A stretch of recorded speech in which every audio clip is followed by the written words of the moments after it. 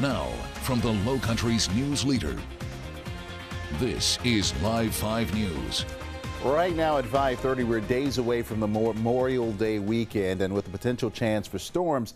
But don't change your weekend plans, not yet anyway. Jordan Wilkerson is in the First Alert Storm Center. What do we know about this weather system that we're paying attention to? Now, your First Alert forecast from Live 5 News. And we have been alerting you to the chance of snow this morning. We have team coverage for you.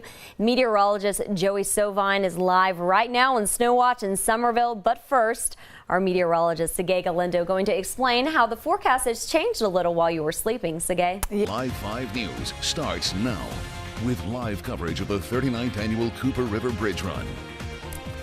Good morning, everybody. It is time to get up and get moving because race day is finally here. Yes, right now we are just 2 hours away from the start of the 2016 Cooper River Bridge Run. And our Live 5 team members have their running shoes laced up. We're ready to bring you complete Bridge Run coverage every step of the way. And as the runners board the buses to the starting line until the winners cross that finish line, everything in between, our Live 5 crews, they're here to get you out in the action and get you over it. Yeah, and first we want to get a look at the weather this morning. Our Live 5 reporters are out there probably going to get a little wet. We've been alerting you all week about the chance of showers coming this morning.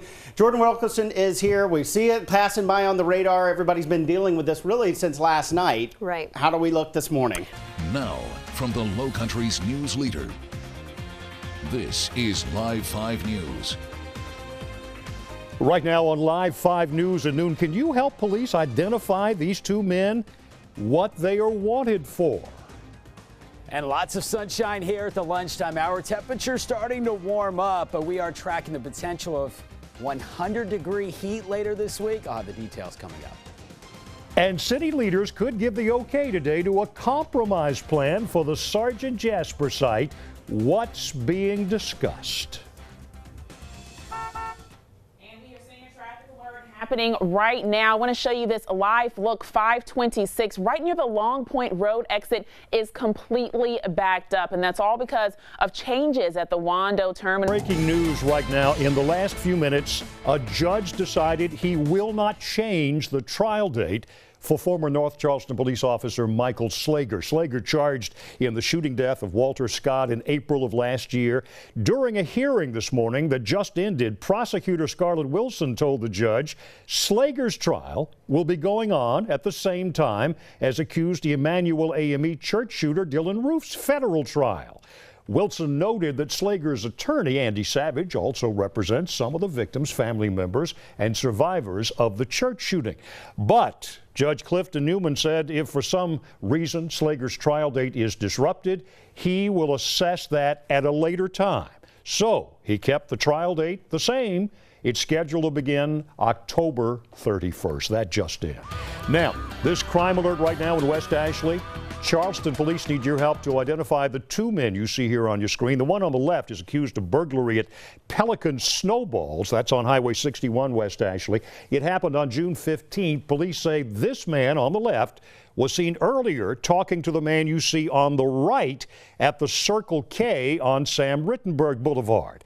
If you have any information about either of these two men, you're asked to call the Charleston Consolidated Dispatch at that number you see at the bottom of your screen. News starts now with breaking news. And that breaking news we're following this morning out of Orlando, Florida, after a massive shooting at a nightclub. Within the last few minutes, we've learned the shooter is dead. Now, that's according to Orlando police. They just tweeted out that information just a few minutes ago. Now, we are told several people were injured in that shooting. You're taking a live look at the scene right now. Witnesses there say 40 gunshots were heard at the club called The Pulse. It happened just after 2 a.m. And just about an hour ago, a loud explosion was reported at the scene. Now, police say that was a controlled explosion. Orlando Regional Medical Center and 2 other hospitals in the area were placed on lockdown right after the shooting. We are following this developing story very closely. But again, the suspect responsible for the shooting has died. The incident, of course, follows a fatal shooting on Friday of 22-year-old singer Christina Grimmie, who was killed right after a concert in Orlando. Live 5 News starts now with breaking news.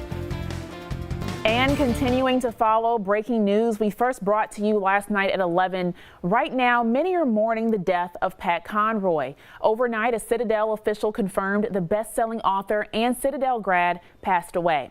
And this comes after his short battle with pancreatic cancer. Last month, we reported that he announced his diagnosis on Facebook. Conroy is known for his novels The Prince of Tides, South of Broad, and The Great Santini, among many others. He was 70 years old. And breaking news right now, international governments are responding to a satellite launch by North Korea earlier this morning. South Korea says it will reduce the number of its citizens that it will allow to enter the country to work. And an official there says they are considering launching a missile defense system. China, North Korea's ally, condemned the launch because it is currently restricted by the United Nations Security Council. Now, that council has scheduled an emergency meeting for later this morning. With the latest poll showing Hillary Clinton leading nationally, the presumptive Democratic nominee giving a speech on the economy in Ohio today, and Donald Trump, her Republican rival, seeking support from evangelical Christian leaders a day after he fired his longtime campaign manager. Brian Webb reports from Times Square, where that meeting is taking place.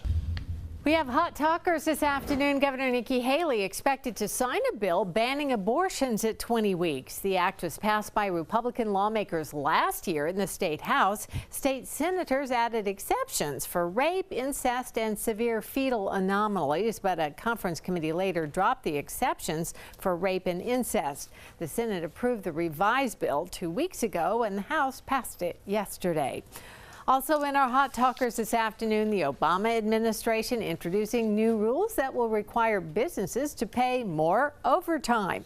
The White House says employers must pay overtime to workers making a salary less than $47,476 a year or $913 a week. Some businesses are welcoming the measure, but many say it will simply force them to reshuffle salaries to get around the regulation. The Department of Labor is selling a theory, but it's really bait and switch. Many employees may actually see less money as a result of this.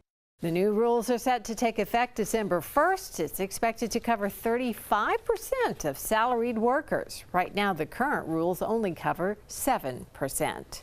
Now, hundreds of jobs are on the way to Berkeley County. Just a few hours ago, a software company, Blackbaud, announced plans to launch a major expansion with a brand new headquarters where? Right there on Daniel Island. Liza Lucas explains a $154 million plan and how it could attract other tech growth.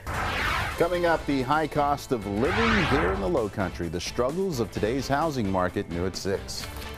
Plus, could the location of your cancer change the way you're being treated? The new study for colon cancer patients. And don't put those umbrellas away just yet. Looks like we might need them for a few more days. I've got those details coming up next. Now, this next story, she is 100 years old, a retired South Carolina teacher, but she believes she still has a lesson to share with everyone, and she's doing it.